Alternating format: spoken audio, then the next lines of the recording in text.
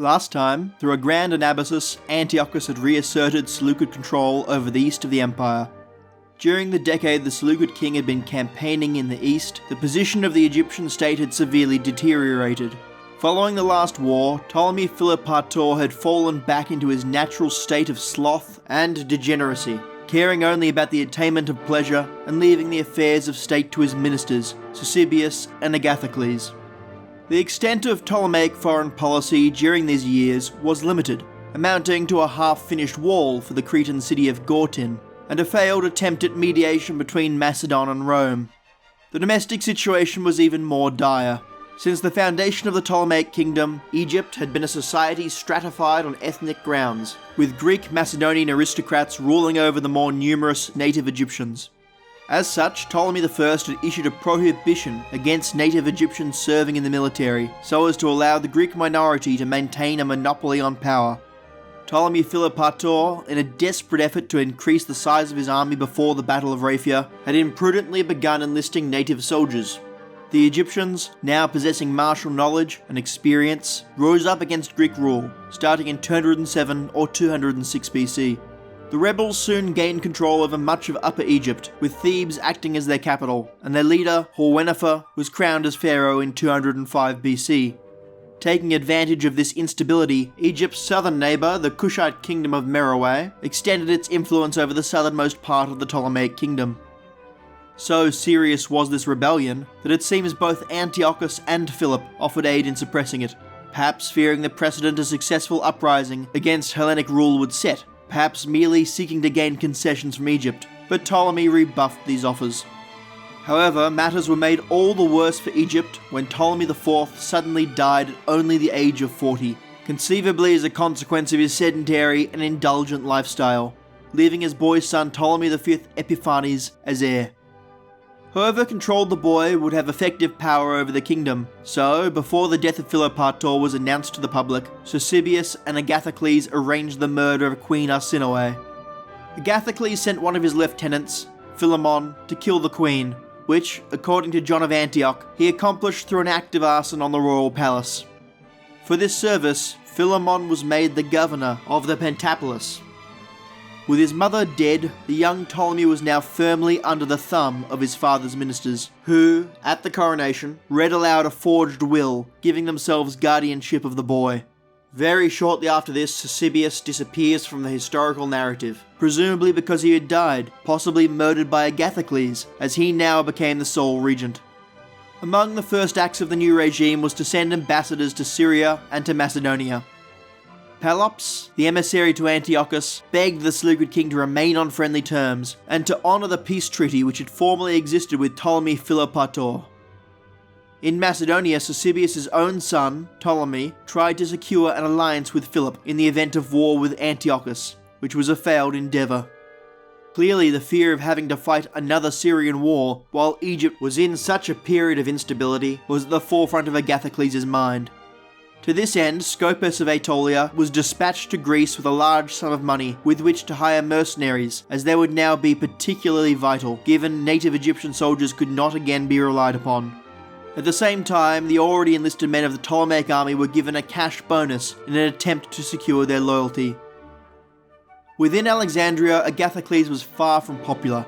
The regent was, unsurprisingly for a career catamite, debauched and ostentatious, flaunting his power and seizing whichever women he desired. His sister and mother behaved with similar arrogance, as if they were royalty themselves. To add to all this, the true cause of Arsinoe's death had become public knowledge, which infuriated the population. Agathocles was not blind to his unpopularity, but lacking the political aptitude of someone like Eusebius, he was incapable of combating the rising discontent, and soon a vast throng of both soldiers and civilians, of men, women and children alike, had surrounded the palace and were demanding to see their king. Eventually, Agathocles agreed to surrender the young Ptolemy to the mob, who put the king on horseback and paraded him through the streets to the hippodrome. The mob was not satisfied with merely this though, and sought the punishment of Agathocles and his kin. A royal bodyguard called Eusebius, who was another of Eusebius' sons, asked the young king whether he assented to the guilty parties being handed over to the people. The boy nodded, and shortly after, the homes of Agathocles and Agathoclea were stormed, with all the members of the family being dragged into the hippodrome. The regent was stabbed by a member of the crowd and died quickly, while Agathoclea, her mother, and her sisters were viciously mutilated and torn limb from limb. In Kyrene, a mob of women stormed the residence of Philemon and murdered him together with his wife and son. Lepolemus, a popular young officer who had been the military governor of Pelusium, now took control of the government for himself. In these ways, Egypt was racked by civil war and civil strife, and thus represented a ripe target for invasion. Given this, in 203 or 202 BC, Philip and Antiochus met and made an agreement to partition much of the Ptolemaic kingdom between themselves, with Philip taking the territories in Thrace, Caria, and the Aegean, while Antiochus took Colle Syria. Some ancient accounts go further and suggest that the two kings intended to annex the entire kingdom, including Cyprus, the Pentapolis, and Egypt itself, but there is no other evidence that the two intended to go that far. As Egypt itself had tried to forge a defensive alliance with Philip, Philip allying himself with the Seleucids presented a worst-case scenario. For Antiochus, however, this alliance was merely one of convenience. The Seleucid king had little intention of giving up his claims on the lands in Anatolia and Thrace, which had been previously held by his empire. He was merely permitting Philip's presence there in the short term, as the Macedonians would provide a suitable distraction for the potential Egyptian allies of Pergamon and Rhodes, as they were already enemies of Philip, thereby preventing them from attacking the Seleucid flank. Moreover, the prospect of those three states weakening each other through war must have been an appealing one, as it could potentially allow Antiochus to sweep in and conquer the whole region in the future with little opposition. As an aside, about this time, Xerxes of Armenia likely died, and his territories were divided up. Commagene was reincorporated into the Seleucid Empire directly, while the rest of Armenia was split between two members of the Armenian royal house, Artaxias and Zariadrus, who had both served as officers under Antiochus III during his eastern campaign. Artaxias took administration of the northeastern part of Armenia, while Zariadrus ruled the southwestern region, known as Sophene. Philip had first begun his eastward expansion in 204 BC, securing some territories to the west of the river Hebrus, and then in 203 began construction on a new fleet with which to control the Aegean. In 202 BC, Philip used his fleet to attack and seize a number of cities on the other side of the Hebrus, including Lysimachia and Perinthos, although he avoided directly attacking Ptolemaic territory for the time being. Macedonian forces then crossed the Propontis, seized Chalcedon, and then attacked the neighbouring cities of Chios and Merlia, which were razed to the ground and whose citizens were sold into slavery. Philip then handed these territories over to Prusias of Bithynia, his brother-in-law and ally, who renamed Chios to Prusias and Merlia to Apamea. On his voyage back to Macedonia at the end of the campaigning season, Philip made one last conquest. He approached the island of Thasos and demanded its surrender. The Thasians agreed to submit to him on the conditions that they would go without a Macedonian garrison, would be exempt from tribute, and would still be allowed to govern themselves. Philip accepted these terms, but then once his men were inside the city, he treacherously broke his word and ordered that all the citizens be enslaved. Philip's behaviour outraged the assemblies of Aetolia and Rhodes, the latter of which now made preparations for war. In 202 BC, Antiochus made his first move in his new campaign against Egypt. Rather than marching down the Marsyas Valley, as he had done in both of his previous campaigns, Antiochus began by attacking the Ptolemaic stronghold of Damascus. In his earlier campaigns, both he and his army had been significantly less experienced, and less confident as a result. So, the major Ptolemaic cities had been largely bypassed, rather than besieged, and those which fell under Seleucid control typically came through defection. Damascus was strongly defended and ably captained by a Ptolemaic officer by the name of Dion, which would make a direct assault a bloody affair. Instead, Antiochus was to make use of the element of surprise. After capturing settlements outside of Damascus, the king ordered that public festivals be held, with much revelry, feasting, and drinking. Dion, believing that the Seleucid army was engaged in the celebrations, rested his men, and was thus unprepared for an attack. However, secretly Antiochus had sent most of his men into the desert while filling his camp with civilians who were invited to take part in the celebrations, so as to make it look occupied. After 4 days, with the festival still underway, Antiochus' army emerged from the desert on the other side of the city. Attacking immediately, the walls were scaled and the defenders were overwhelmed, and so Damascus fell into Seleucid hands. This defeat came as a shock to the Ptolemaic forces in the region, and so the governor of Coele Syria, Ptolemaeus, no doubt disillusioned by the state of the Ptolemaic court and motivated by his own self-preservation, agreed to cooperate with Antiochus and cease further resistance against Seleucid forces. So Antiochus marched further into Coele Syria unopposed, placing garrisons in many of the cities and towns there. The only place in the whole province which chose to actively resist the Seleucid king was the city of Gaza. The details of the siege that followed are not known, but its people held the walls against significant odds for as long as they could, and the historian Polybius praised their bravery and their loyalty to Ptolemy. The city fell in 201 BC, and with that Antiochus ended his campaign for the year, returning north. Philip resumed his Aegean campaign in 201 BC, now attacking Egyptian territories. He first seized the island of Samos, and with it a Ptolemaic naval base, taking possession of the ships stationed there. However, Philip was now confronted by a joint fleet of ships from Pergamon, Rhodes, and Byzantium, off the coast of the island of Chios. The battle swung back and forth, with the Macedonians forcing Attalus himself to beach his flagship and flee on foot to Erythrae, while Rhodian ships successfully outflanked Philip's fleet and attacked it in the rear. By the battle's end, the Macedonian fleet had been reduced by nearly half, largely thanks to the Rhodians. And while this was a significant defeat for Philip, he still possessed enough ships to continue his campaign. The victory did not come without cost for Rhodes, as on the day after the battle, their victorious admiral, Theophiliscus, died of his wounds. With Attalus on the run, Philip took to the land after him, chasing him back to Pergamon itself.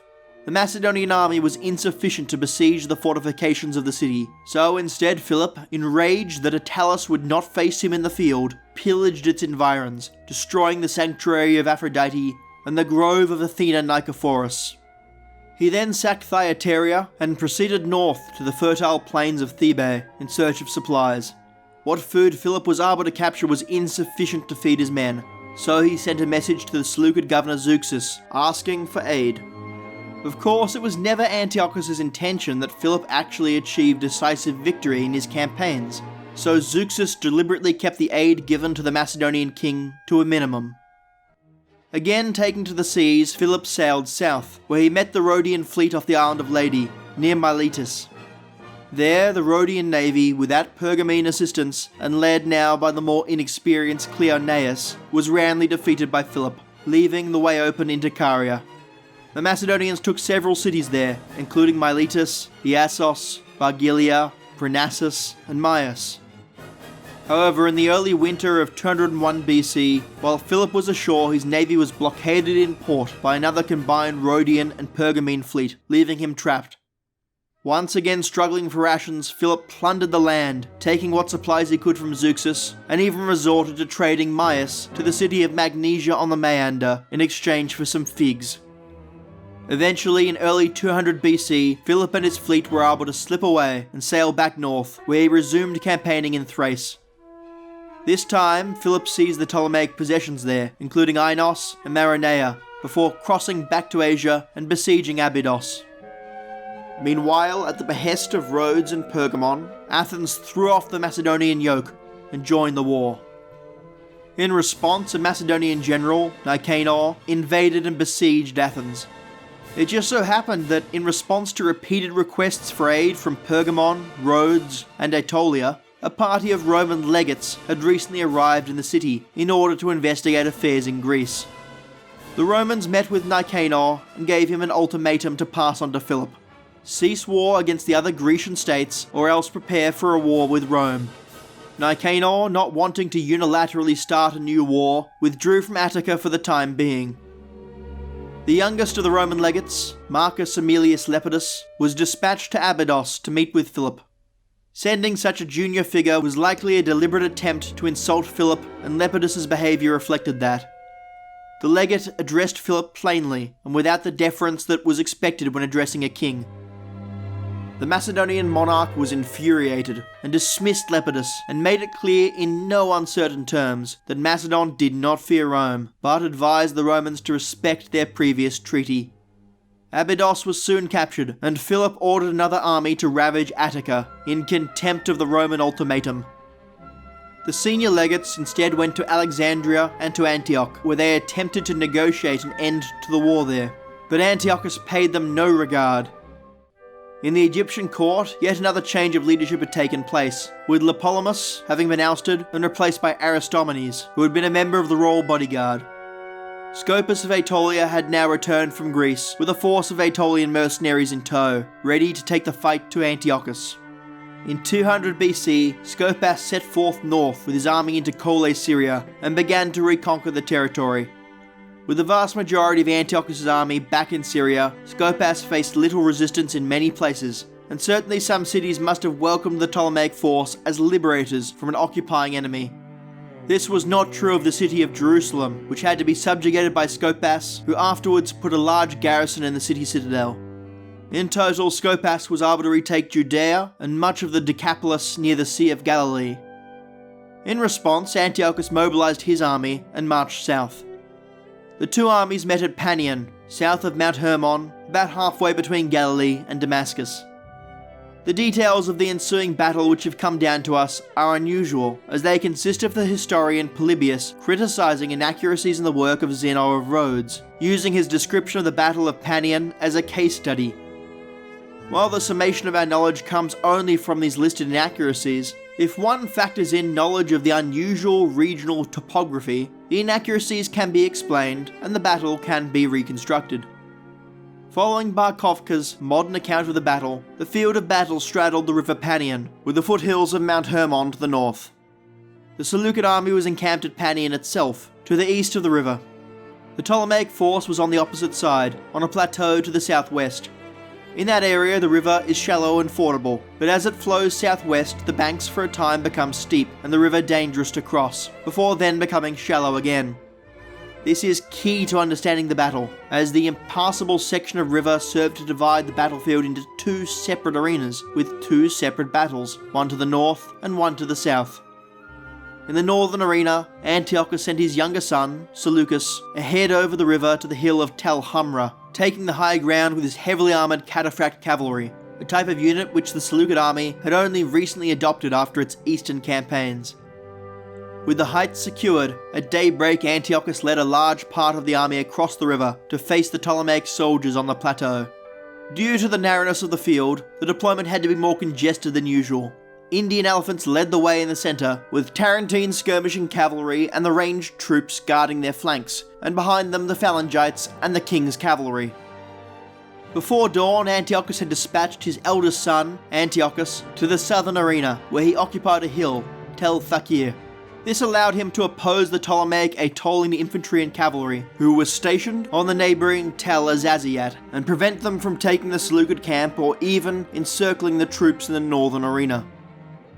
To conduct this defence, Antiochus the son had at his disposal phalangites and cavalry, as well as a reserve unit of elephants. In the north, the first move was made by Seleucus, who charged down from Tel Hamra into the Ptolemaic Aetolian cavalry, commanded by Ptolemy, son of Aeropus. The charge of the cataphracts was irresistible, and the Aetolians were swept aside, with Seleucus pursuing them for a short time, before swinging around to attack the Ptolemaic phalanx in the rear, while the elephants, after having swept aside any Ptolemaic light troops, attacked from the front. In the south, the Seleucid and Ptolemaic infantry met on the rough terrain between the hills, with the more mobile Aetolian forces gaining ground. In response, Antiochus the son then committed his elephants, the sight and the smell of which terrified the Aetolian cavalry there, and put them to flight, which halted the Ptolemaic advance.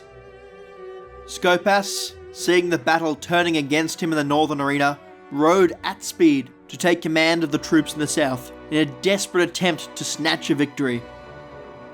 This endeavour was unsuccessful, so Scopas ordered the withdrawal of the southern troops, who began a retreat towards Sidon, while the soldiers in the northern arena were left surrounded and utterly defeated. This was a truly decisive victory for Antiochus, as the Ptolemaic ability to wage war had been almost totally destroyed. with most of the soldiers who had escaped death or capture being foreign mercenaries. Antiochus pursued Scopas, who had fortified himself in Sidon with 10,000 survivors. The city was besieged, and despite some Ptolemaic attempts to relieve the city, by 199 BC the supplies had run low, and Scopas was forced to surrender. Antiochus allowed the general and his men to go free after surrendering their weapons. Scopas would return to Alexandria, where he and his companions would shortly after be accused of treason and were executed. During the course of the siege, Antiochus sent troops to reassert his authority over Colle Syria, and the province was reconquered with little effort. When the Seleucid army came to Jerusalem, the Jews there, who had suffered greatly under Ptolemy Philopator and Scopas, welcomed them with open arms and provided them with supplies. The garrison left by Scopas still held the citadel, but a combined force of Seleucids and Jews rapidly besieged and overcame them. To thank the Jewish people for their aid, Antiochus wrote to Ptolemaeus, who had been returned to his position as governor, and instructed him to deliver to Jerusalem sacrificial animals, wine, oil, frankincense, flour, wheat, and salt. The king then ordered that construction work on the Second Temple be completed, with materials to be provided tax-free. Antiochus also allowed the city governmental autonomy, and exempted many of the people of the city from taxation. In great contrast to Ptolemy Philopator, Antiochus made a point of publicly recognizing the sacrosanctity of the Holy of Holies, and instituted a large fine for any who violated it. Antiochus then spent the next year organizing affairs in his new province, with little fear of counterattack from the now shattered Egyptian forces. In Greece, events had not favoured Philip. The Romans, in response to Philip's continued aggression, had dissolved their treaty with Macedon, and crossed with an army to Apollonia at the start of winter in 200 BC. While the Roman army did not attack immediately, the small fleet stationed at Corcyra under Gaius Claudius Cantho was dispatched to Athens. From there, the Roman fleet sailed to the Macedonian base at Chalcis, which was unprepared for an attack. The Romans torched the granaries, destroyed the supplies of siege weapons, tore down statues of Philip, and slaughtered every man of fighting age. However, the Romans lacked the manpower to hold the town, so they returned to Athens. In response, Philip, who was now at Demetrias, marched south with a small force to assault Athens. However, once he arrived, the city was reinforced by Roman marines and by the men of the Pergamene garrison from Aegina. Seeing an attack was not feasible, Philip set off for Argos, where the Achaean League was meeting. They were once again at war with Sparta, and Philip offered to win the war for them, as long as they would provide garrisons for his fortresses throughout Greece. Not wishing to risk embroiling themselves in another war, the Achaeans declined. Philip returned to Athens and again tried and failed to take the city. Enraged, he razed the temples, tombs, and statues around the city, something which at this point had become his trademark. Once the winter ended, the Roman forces in Illyria advanced on the Macedonian territories there, taking several major towns with little resistance. In the summer of 199 BC, the Roman and Athenian fleets joined up with that of Pergamon, and later 20 Rhodian vessels, and they began a campaign against Macedonian-controlled ports. First they seized the island of Andros, then they sacked Aureus, and then Larissa Cremaste, and Ptolemy in Thessaly. On land, the Roman and Macedonian armies met for battle, but after some cavalry skirmishes, Philip learnt that the Dardanii had taken this opportunity to invade Macedonia, so he and his army slipped away to deal with them. Seeing which way the wind was blowing, the Aetolians now formally joined the war and invaded Thessaly, which they began to plunder. Philip, having returned to Macedon proper, sent a force to chase out the already retreating Dardanii, while he himself went to Thessaly to see off the Aetolians. The Aetolians were extremely unconcerned with their own security, and had been toasting their own success, when suddenly the Macedonian army fell upon them. Although it was already midday, most of the men were still asleep, and the rest were nursing hangovers. As such, they provided no resistance whatsoever, and fled, leaving behind their arms and armour. In early 198 BC, Philip marched into Illyria to meet the Roman army at the river Aeous, which was now led by the new consul Titus Quinctius Flaminius. The Romans routed the Macedonian army, forcing Philip to retreat all the way back to Thessaly, with the Romans following and taking many cities there.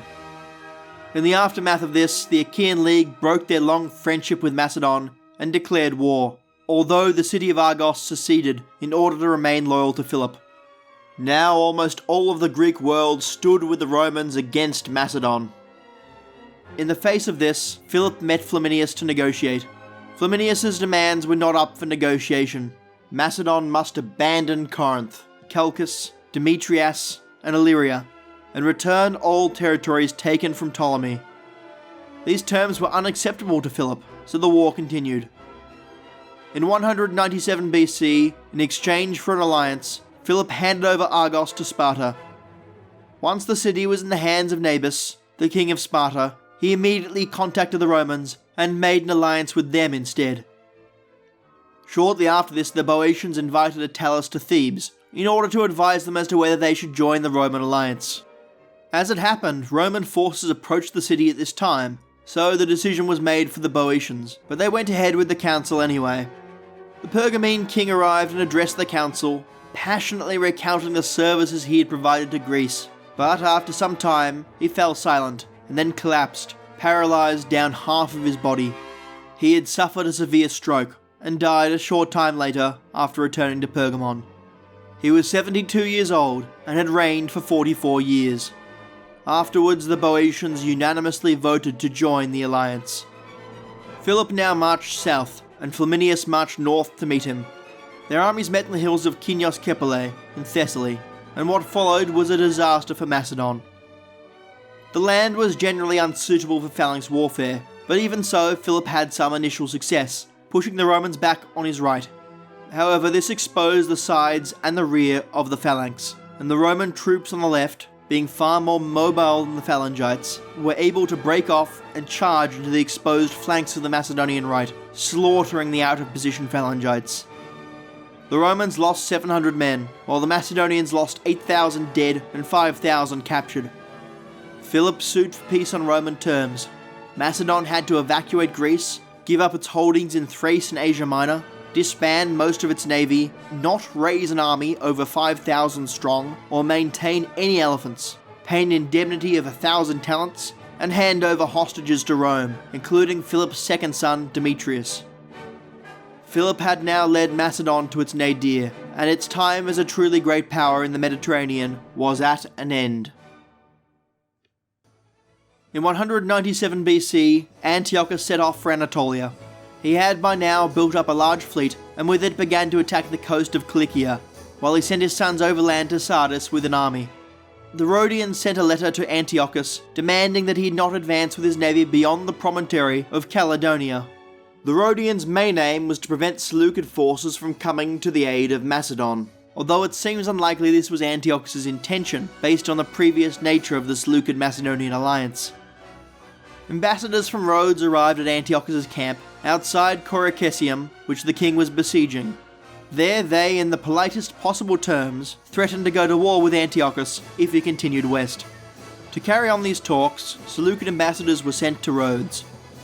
While discussions there were ongoing, news of the Roman victory at Kinos Kepale arrived, and so the Rhodians no longer feared Philip and dropped most of their complaints against Antiochus. The Seleucid fleet continued along the coast, seizing cities in Lycia and Caria, and the Rhodians provided no opposition. Finally, Antiochus came to his goal, Ephesus, which he now brought back into the empire almost 50 years after its loss to Ptolemy Euergetes, and it was now to act as the main naval base in the Aegean. Now that all of the Ptolemaic possessions in Anatolia had been taken, Antiochus had achieved his war aims and was happy to make peace. Negotiations were conducted, and a preliminary peace agreement was made with Egypt, with all of the lands Antiochus had conquered being ceded, and with Antiochus' daughter, Cleopatra, to be betrothed to the young Ptolemy. Antiochus continued on along the western Anatolian coast with his fleet, accepting the surrender of many cities and conquering those which resisted him. In 196 BC, the king reached Thrace, where he took possession of the territories abandoned by Philip. In the absence of Macedonian authority, Lysimachia had been raided and its people turned out by Thracian tribesmen. Antiochus sent half of his army on a punitive campaign against the Thracians. In the meantime, he refounded the city, rebuilt its walls and buildings, returned to its citizens their homes, purchased the freedom of those who had been enslaved, and gave incentives for new settlers to migrate there. Antiochus clearly had big plans for Lysimachia, dreaming that it could become a European capital for his empire. While Antiochus was building his new city, a group of Roman envoys arrived to speak with him, who were welcomed by the king. The Romans stated plainly that Antiochus's actions in Anatolia and Thrace met with the Senate's disapproval, and they requested he return the cities previously under Ptolemaic rule to Egypt. They also suggested that Antiochus's advance showed that he meant to threaten Rome. Antiochus retorted that it was rich of the Romans to criticize him for expanding his empire, when they had been engaging in exactly that themselves.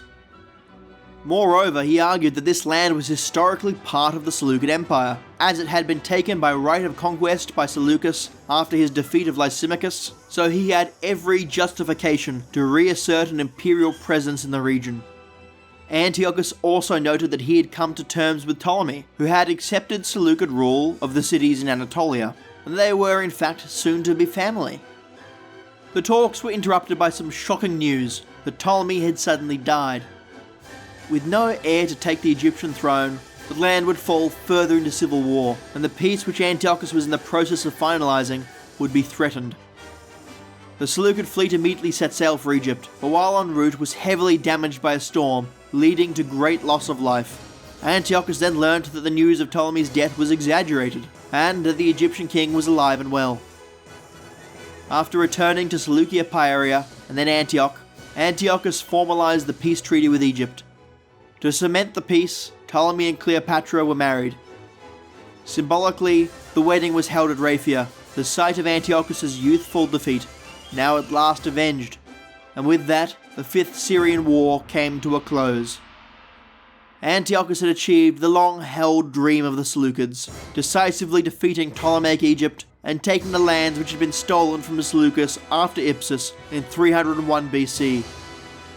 The empire had now reached the greatest extent in its history, with Antiochus the Great becoming the first Seleucid to possess a larger empire than that held by Seleucus Nicator. If Antiochus were to die at this point, he would surely have been remembered as the greatest of the Seleucid kings, but his story is yet to come to its conclusion. Next time, Antiochus will look westward, while the Roman Republic ventures east, with Greece destined to become the battleground of these great powers. If you have any comments, criticism, or questions, please post them below, and thank you for listening.